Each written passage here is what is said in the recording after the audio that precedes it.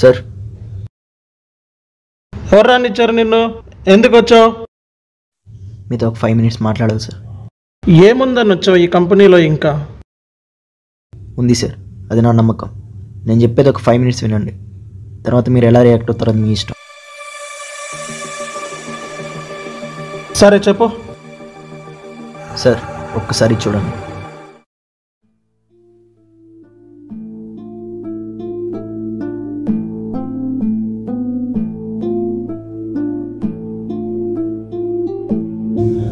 Sir, project leak చేస్తున్నాడని చెప్పి fake mail create చేసింది సంధ్య sir.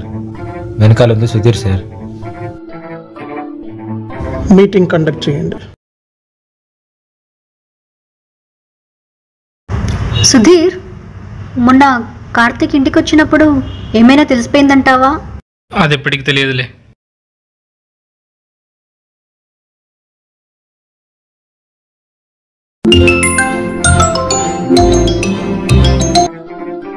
Hello. Sudheer sir meeting arrange చేశారు, మీకు ఇన్ఫార్మ్ చేయమని చెప్పారు. Yeah, coming.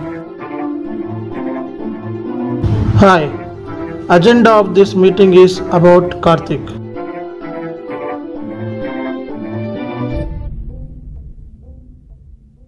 Karthik,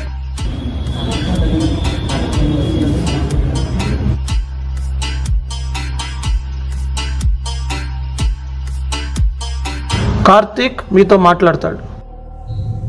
నేను ఇక్కడికి ఎందుకు వచ్చానంటే, నేనే తప్పు చేయలేదని నిరూపించుకోవడానికి ఇక్కడికి వచ్చా.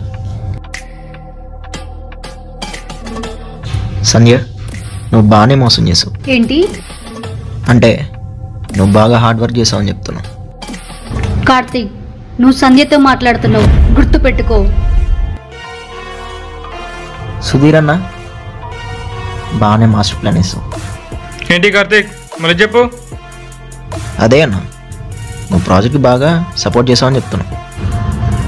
దొరికిపోయిన తర్వాత నిందలు వేయటం సహజమే కదా సార్. కార్తీక్, నువ్వు ఇండైరెక్ట్గా మాట్లాడడం అవసరం లేదు. ఏం కార్తీక్, నిన్నటిదాకా బాగానే ఉన్నావుగా, సడన్గా వీలనైతే ఎవరేం చేశారని తెలుస్తా అనుకుంటున్నావా? కూల్ సుధీర్, కూల్ సంజ, మీ ఇద్దరికి ఒక సినిమా చూపిస్తాను, దాని పేరే మాస్టర్ ప్లాన్.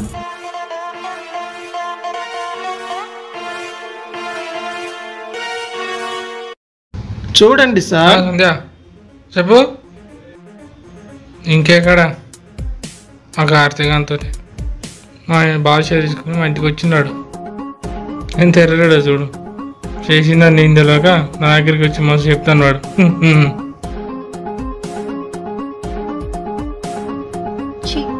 దొరికిపోయాడు దొంగ సచ్చినోడు.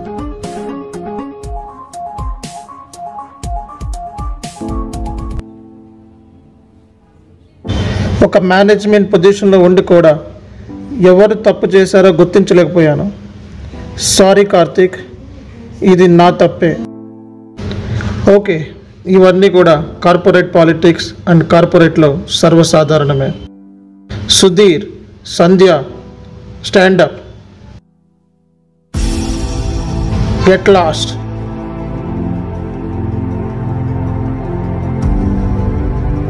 కార్తీక్, వెల్కమ్ బ్యాక్ టు చాను ఎస్కే ఇన్ఫోటెక్ ప్రైవేట్ లిమిటెడ్.